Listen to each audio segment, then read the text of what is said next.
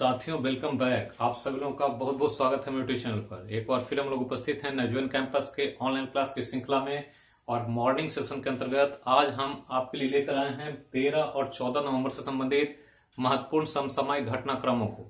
वैसे घटनाक्रम जो एग्जाम में बार बार पूछे जाने की संभावना होती है, उसी को लेकर मैं उपस्थित होता हूं। तो चलिए देखते हैं आज के समसामयिक घटना पर एक नजर डालते हैं कि कौन कौन से न्यूज और खबर हैं जो हमारे लिए उपयोगी हैं और एग्जाम में सवाल यहां से निकल सकता है। तो पहला तो 12 नवंबर विश्व निमोनिया दिवस है। तो निमोनिया एक बच्चों में खासकर होने वाली बीमारी, 5 साल से कम उम्र के बच्चों के रेस्पिरेटरी सिस्टम, श्वसन तंत्र में, फेफड़े में इन्फेक्शन की वजह से, बैक्टीरिया, वायरल या कई और कारण हैं जिसकी वजह से ऐसी बीमारियां होती है और बच्चों के लिए जानलेवा साबित होता है। इसी के अवेयरनेस के लिए वैश्विक संगठन ने 2009 से विश्व निमोनिया दिवस की शुरुआत किया। ध्यान रखना है कि 2020 का विषय जो है, चलो चिकित्सा ऑक्सीजन तक पहुंच बढ़ाएं, क्योंकि निमोनिया में रेस्पिरेटरी सिस्टम डिस्टर्ब होता है, बाधित होता है, फंक्शन नहीं कर पाता है, ऑक्सीजन की कमी होती है, सांस लेने में प्रॉब्लम होता है, कफ खांसी की शिकायत हो जाती है।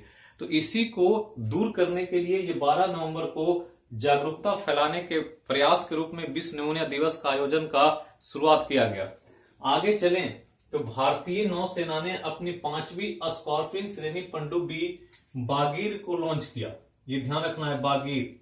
तो 5वीं श्रेणी स्कॉर्पियन की 5वीं स्कॉर्पियन श्रेणी की पनडुब्बी है, सबमरीन है, जिसकी प्रौद्योगिकी फ्रांस से लाई गई है और फ्रांस के प्रौद्योगिकी के हस्तांतरण करके, वहां से मंगा करके मझगांव डॉक्स लिमिटेड द्वारा इसे बनाया गया है और ये आधुनिक पनडुब्बी है जिसको भारतीय सेना में शामिल किया गया। तो ये एक इंपॉर्टेंट अचीवमेंट है भारतीय नौसेना का, जिसमें 5वीं श्रेणी की स्कॉर्पियन पनडुब्बी को लॉन्च किया गया।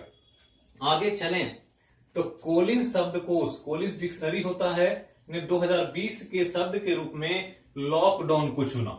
तो ये ध्यान रखना बहुत इंपॉर्टेंट है ये लॉकडाउन, इसलिए कि मार्च के बाद से पूरी दुनिया में सबसे ज्यादा जो शब्द चुना गया, ट्रेंड हुआ, ट्विटर पर, फेसबुक पर सबसे ज्यादा जो वर्ड का इस्तेमाल किया लोगों ने, जो बोला सबसे ज्यादा, वो यही वर्ड है लॉकडाउन। और इसीलिए कोलिंस शब्दकोश के अनुसार इस साल का सबसे जो चुनिंदा वर्ड है, शब्द है, वो लॉकडाउन के रूप में चुना गया। तो ये ध्यान रखना है 2020 का शब्द लॉकडाउन।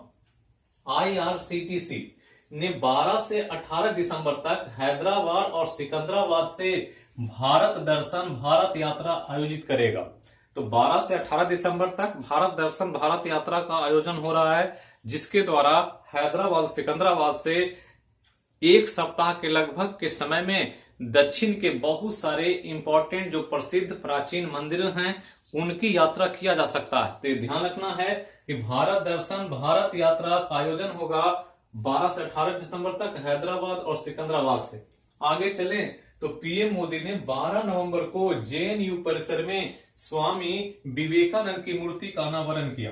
एक इंपॉर्टेंट न्यूज है, क्योंकि जेएनयू एक भारत का प्रतिष्ठित विश्वविद्यालय है कि जिसमें जो 2020 का रैंकिंग जारी हुआ था, national institute of ranking framework 2020 के द्वारा, उसमें जेएनयू दूसरे नंबर पर था और ओवरऑल रैंकिंग में 8वें नंबर पर था। ऐसे भी जेएनयू से बहुत अच्छे क्वालिटी, गुणवत्तापूर्ण शिक्षक और शिष्य दोनों का संबंध रहा है पुराने समय से, लेकिन वहां पर बहुत पहले से कुछ अलग तरह के कूटनीतिक और राजनीतिक लोगों का प्रभाव रहा है। लेकिन पहली बार वहां स्वामी विवेकानंद की मूर्ति का अनावरण करके जो भारत सरकार है एक नया मैसेज देना चाहती है और देश स्तर पर एक नया माहौल बनाने का प्रयास किया जा रहा है। तो ध्यान रखना है कि पीएम मोदी ने 12 नवंबर को जेएनयू परिसर में स्वामी विवेकानंद की मूर्ति का अनावरण किया, जो काफी चर्चा में है। आगे चले तो झारखंड विधानसभा ने 2021 के जनगणना में सरना को एक अलग धर्म के रूप में शामिल करने का प्रस्ताव किया। तो झारखंड जो विधानसभा है उसने 2021 के जनगणना में सरना नामक एक अलग धर्म को शामिल करने का प्रस्ताव पारित कर दिया। सरना आदिवासियों लोगों द्वारा किया जाने वाला एक धार्मिक प्रक्रिया है, जिसमें ये लोग प्रकृति को ही देवता मानते हैं, नेचर को ही पूजा करते हैं और इस रूप में वृक्षों की पूजा करना, पहाड़ों की पूजा करना, पर्वतों की पूजा करना इनका एक प्राचीन संस्कृति रहा। उसी को इन लोग सरना धर्म के रूप में मानते हैं। तो ध्यान रखना, प्रकृति को ध्यान में रख करके शर्मा एक आदिवासियों ने अपना एक धर्म का विकास किया है। तो ये एक बड़ा न्यूज है और इसको झारखंड विधानसभा ने 2021 के जनगणना में एक अलग धर्म के रूप में कोडिंग करने का प्रस्ताव पारित किया गया।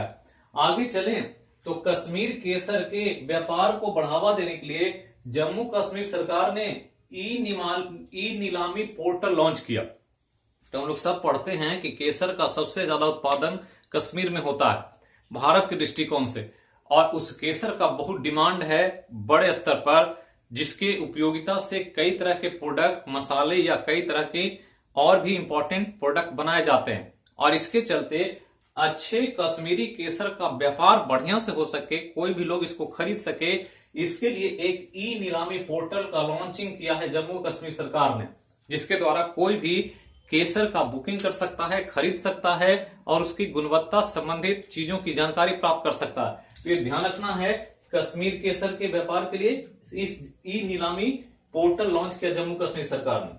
आगे चलें तो विदेश मंत्री एस जयशंकर और ब्राजील के समकक्ष अर्नेस्टा अरूजो के बीच द्विपक्षीय आवासीय बैठक हुआ। तो दो देशों के विदेश मंत्री एस जयशंकर भारत के तो हैं ही, और ब्राजील के समकक्ष इनके जो हैं अर्नेस्टा अरूजो, इन दोनों के बीच द्विपक्षीय वार्ता हुई आभासी रूप में, जिसमें सामरिक महत्व, स्वास्थ्य के क्षेत्र में, व्यापार के क्षेत्र में कई तरह के महत्वपूर्ण मुद्दों पर चर्चा की गई। तो ध्यान रखना है। आगे चलें तो चीन ने प्रौद्योगिकी परीक्षण के लिए विश्व का पहला 6G उपग्रह लॉन्च किया। तो ध्यान रखना है कि 6G उपग्रह लॉन्च करने वाला दुनिया का पहला देश बन गया चीन। अभी तक 5G उपग्रह ही लॉन्च हुआ था, लेकिन अब ये 6G का लॉन्चिंग कर दिया चीन ने। और ध्यान रखना है कि 6G 5G की तुलना में 100 गुना अधिक स्पीड या गति से काम करेगा, जिससे अपनी प्रौद्योगिकियों को काम करने में काफी मदद मिलेगी। और इसलिए चीन का यह एक बड़ा उपलब्धि माना जा रहा है कि 6G उपग्रह का लॉन्चिंग कर देना विश्व स्तर पर पहले देश के रूप में एक बड़ा अचीवमेंट है। आगे चलें तो प्रसिद्ध लेखक रस्किन बॉन्ड को Tata literature life time achievement award 2020 से सम्मानित किया गया। तो लिटरेचर के क्षेत्र में, साहित्य के क्षेत्र में ये उनके योगदान के लिए रस्किन बॉन्ड को Tata literature life time achievement award 2020 के लिए सम्मानित किया गया। ये ध्यान रखना है, नाम याद रखना है, रस्किन बॉन्ड। आगे चलें तो पाकिस्तान क्रिकेट बोर्ड ने एक अलग स्टेप लिया और पाकिस्तान क्रिकेट बोर्ड पीसीबी जो है उसके 4 नए निदेशक की नियुक्ति हुई है और उसमें पहली बार एक महिला निदेशक को जगह दिया गया।